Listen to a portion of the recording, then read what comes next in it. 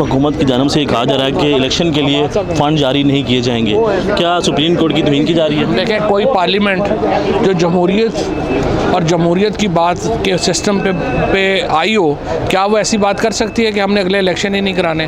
اس طرح تو ساری پارلیمنٹس آ کے کہیں گی کہ ہم نے اگلے الیکشن نہیں کرانے۔ سر ایک بات آپ جو بار بار یہ کہہ رہے ہیں کہ پاکستان تحریک انصاف کے کارکنوں کو سر کے اوپر کفن باندھ کر باہر نکلنا پڑے گا، کیا کوئی لانگ مارچ کی تیاری کر رہے ہیں آپ؟ ظاہر ہے، اس کے علاوہ کیا چاہ رہا ہے آپ کے پاس؟ لانگ مارچ ہوگا، لانگ مارچ کرنا پڑے گا، بالکل ٹھیک ہے۔ تو آپ کو لگتا ہے کہ کسی بھی حوالے سے الیکشن 14 مئی کو ہو سکتے ہیں یا نہیں ہو سکتے؟ نہیں، 14 مئی کو ابھی کل دیکھتے ہیں نا سپریم کورٹ کیا کرتی ہے۔ سپریم کورٹ کو چاہیے وزیر اعظم اور کابینہ کا جو شوق پڑا ہوا ہے کہ یہ ڈسکوالیفائی ہوں، یہ شوق ان کا پورا۔ پنجاب کے الیکشن ہو جاتی ہیں تو کیا فائدہ ہوگا؟ وفاق آپ سے تعاون کرے گی؟ 70% ملک جو ہے اس میں نمائندگی نہیں ہے، اس پہ نمائندہ حکومت نہیں ہے۔ پنجاب میں فوراً الیکشن ہونے۔ سر آپ ادھر مذاکرات کی بات کرتے ہیں، وہاں سے دوبارہ گرفتاری شروع ہو جاتی ہے۔ نہیں، ہم تو مذاکرات کی شروع سے ہی کر رہے ہیں، مذاکرات تو ہونے چاہیے، اس کے علاوہ کیا رابطہ ہے؟ لیکن گرفتاریاں کی جاتی ہیں، ان کا یہ کوئی غیر سنجیدہ لوگ ہیں، ان کو کیا کہا جا سکتا ہے؟ تھینک یو سو مچ۔ ہوائے نفس کی ہے حکمرانی، لٹیرا کر رہا ہے پاسبانی۔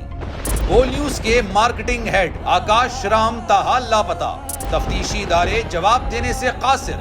اہل خانہ پریشان، بیٹے کی جدائی میں ماں غم سے نڈھال۔ جو بچو ہندو پر آئے تھے جو کو پاکستانی مجھے مہربانی کرے پنجو آکاش واپس کयो۔